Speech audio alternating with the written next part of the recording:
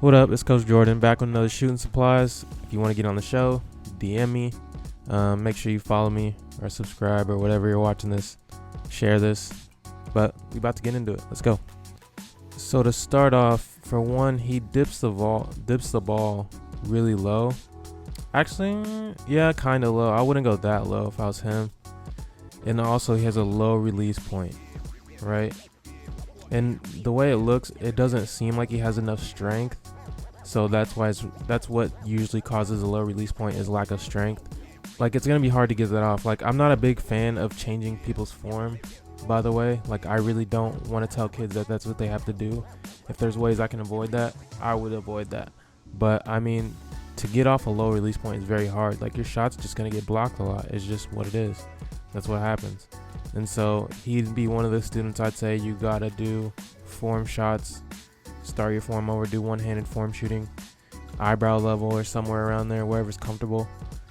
It just cannot be below your chin. Like, that's the main thing that gets people's shot blocked. Like, it can't be that low.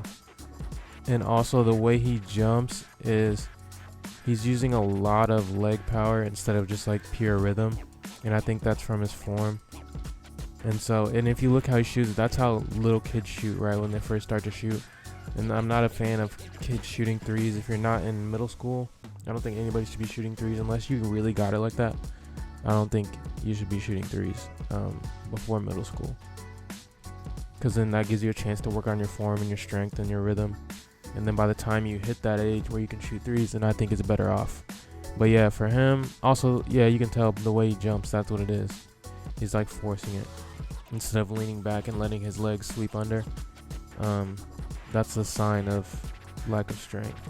And so overall, I hate to say it, but I would have to start over one-hand form shots. But he doesn't have to change a ton, which is good. Like, the way he finishes good. So it's just how far he brings the ball up would be the only change. And then that'll give him a little bit more strength and rhythm, so then his feet would be a little bit different. But I think overall it's not that bad. Like, but just changing a release point is so time consuming, and so I hate to recommend that, but that's what I'll have to recommend if he really wants the results. So I think the player he should try to copy is Trae Young, because Trae Young doesn't have a super high release point, but it's high enough to where he can really get it off and be effective. Like, his is about nose level release point, and it's very quick. It's one motion, and I think that kid would have like a really good one motion shot.